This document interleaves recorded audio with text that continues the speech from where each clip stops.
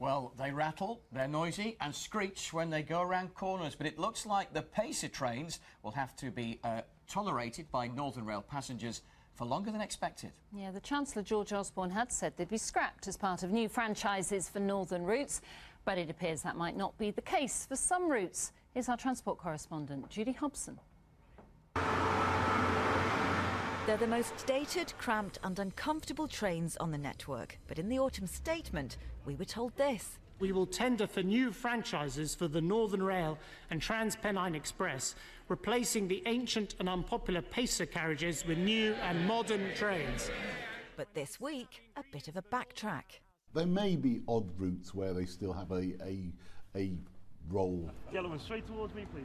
Today he was in Merseyside to see the port development Liverpool 2, but I wanted to know about trains. What I was saying is it won't all happen overnight, but the fact that the Pacer has had its day and has served its purpose. Had its day 15 years ago. Why have people got to wait so long? Well, because when you want new trains, there's not a showroom with trains so that you can go and just buy and put straight on.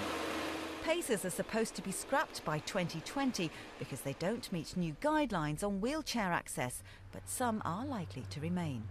Small journeys are OK, you put up with it. Just so noisy though, you can't hear yourself think on the phone. You do rattle around a lot and it's quite noisy. Yeah. It's hard reading a book because it's shaking a bit.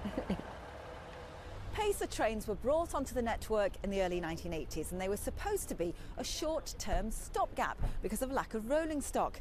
So why have we still got them?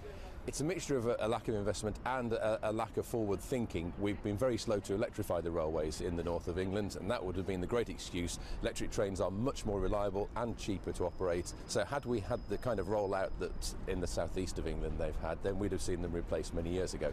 There's an attitude in the government that we don't need them up here, we don't deserve them because we don't pay enough into the coffers of the Exchequer through our fares. And we do pay enough, we've been paying for years. Bone rattlers, cattle trucks, bus bodies. Call them what you like. Passengers can't wait to see the back of them. Well, Judy's in the studio with me now. I'm sure people are watching this thinking, when are they going to go?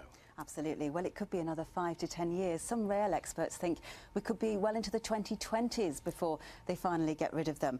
They'd have to be modernised, though, if that was the case, because they do now have to have, or they will, from 2020, have to have wheelchair access. But there won't be new trains until these lines are electrified. Why can't we just buy new ones? Well, the bottom line is money. It's the cost. Pacers are cheap and any replacement would cost about 5 times as much, and it's passengers who would have to foot that bill. It's also all about these franchise agreements. These companies can't just go out and buy trains. They cost billions, and a lifetime of a train takes about 30 years for it to pay for itself.